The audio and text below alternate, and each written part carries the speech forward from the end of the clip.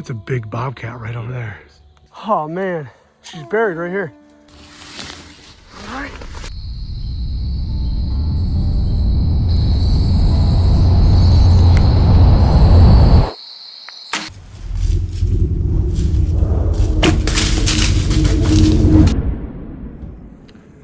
Well, it is October 2nd, the second day of deer season. It's, bluebird skies, hot, 76 degrees, I think. I'll fight this nasty head cold, but I want to get out today. So I'm going to head into a spot that has a vernal pool and an oak flat. Just see what I see. A couple weeks ago, there were a bunch of scrapes that had popped up in there. So I'm going to get in there and just sort of see what's going on. I had 2 spikes come underneath me last night, right at last light. I'm not willing to shoot a spike just yet. Maybe last day of the season if I haven't filled the tag. But right now we're gonna look for a doe or a decently mature buck. I'm running the hang on and sticks because I'm not really the most comfortable with it yet. I use it a couple times this season, but not really all the time. And I'm finding I'd do better if I was in it more. So I'm gonna start running it pretty often and just get comfortable with it. So hopefully by the time we get to end October into November, that's second nature to me. Fingers crossed. I got this vernal pool behind me and a big woodlot. Big oak woodlot right up here. So there's bedding on 2 distinct sides. I'm not sure where deer will be coming from exactly, and the wind's a little squirrely. So I'm just gonna ease my way in along the perimeter here, along this water source, and kind of make my way across this woodlot. Try to find the best sign, see if I can find a feed tree or a bunch of fresh scrapes. Just set up on it. All right, I'm in. It took me about 15 minutes to get up this tree. Some of it because there's a bunch of branches I had to work belly lines around. It's better than it was though. I'm 4 sticks high. The last one I didn't fully extend all the way out. It's close to the other one, but I got up where I'm feeling pretty comfortable here. I got a lot of cover around me. There's an old rub here. It doesn't look like it was hit this year, but there's a small fresh rub over there. This one's a big one.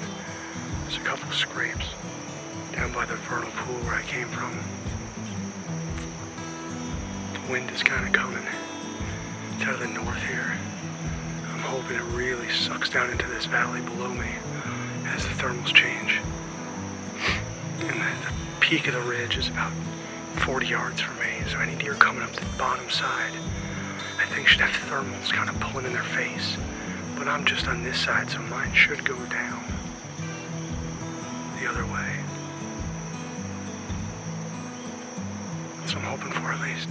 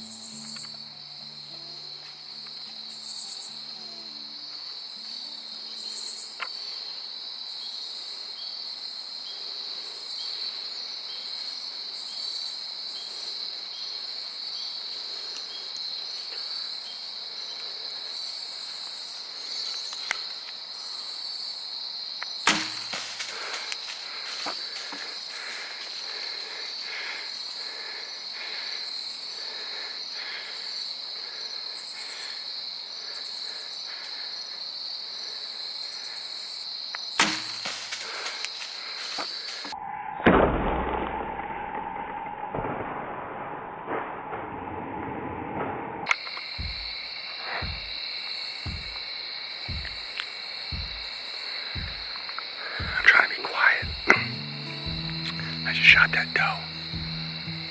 But that spike horn came back in and he's milling around. Right out in front of me. I don't want to spook him out of here. Past where the doe is. I hit her back. I'm hoping I caught liver. The shot felt really good and I just reviewed the footage. She stretched way out. She didn't duck so much. She stretched out. It looks like on the footage before the arrow hit her. So it looks like my shot would have been in the middle of the lungs. She stretched out and I hit her a little back. It made a thump sound. So I'm hoping I caught the back of the ribcage and caught a lung. There's a lot of coyotes. There's even bears in this area, so I don't want to leave her all night. So I may give her till the middle of the night. And depending on what the arrow says. And then come out real late tonight, early in the morning, before I go to work. Just gonna camp out in this tree for a little bit. So, I just got out of the woods, checked the arrow. There's a bunch of blood on it, but there's also intestine.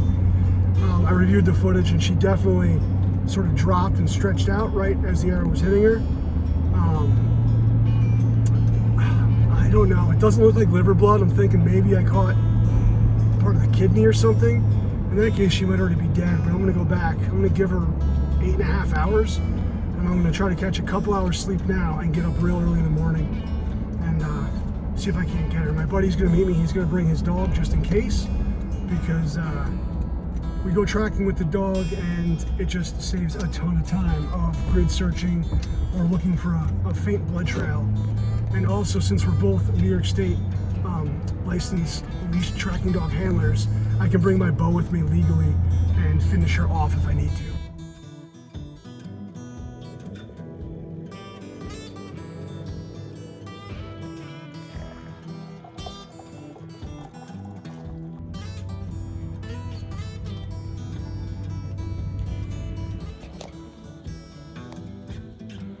That's a big bobcat right over there.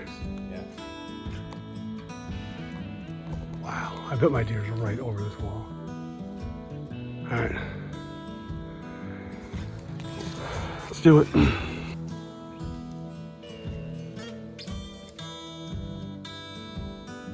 Oh man, she didn't go 100 yards. We saw that bobcat. Look at this. Oh man, she's buried right here.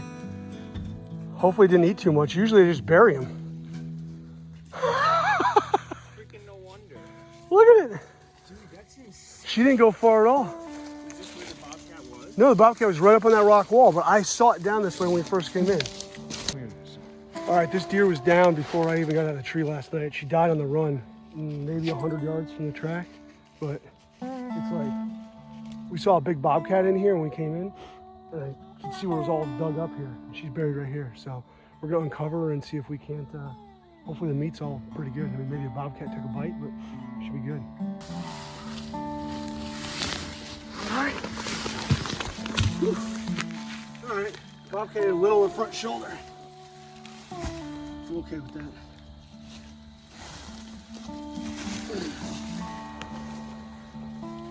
Oh yeah, that's not that bad.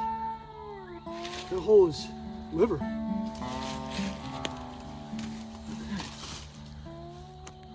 Yeah, my shot was high and back, quartering forward. It really wasn't too bad of a hit. Awesome. All right, let's gut her up and get her out of here. Well, that couldn't have worked out any better. My shot was only about 2-3 inches back from where it really probably should have been for the quartering away shot. She died. Ended up hitting the liver on the exit, and she died within 100 yards on the run. So she was dead before I got out of the tree. I feel so much better. She didn't suffer at all. She was down in seconds, and the shot wasn't nearly as bad as I started making myself believe it was. So I exited center of the rib cage. With her moving even just a little bit, 2-3 inches further forward, would have been like just absolute money. So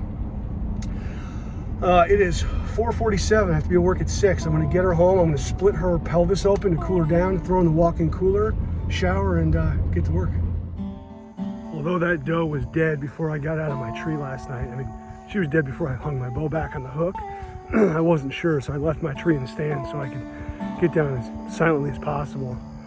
And at 4:30 this morning, I wasn't about to go try to get it down and get the deer out and get home and shower and get to work by 6 a.m. So I'm hiking in today, and I'm gonna grab the stand, and I want to shoot my rangefinder and see exactly how far she went. Let's go out to this tree. This tree was 53 yards from the impact, or from the shot. Oh, I just kicked off a barrel.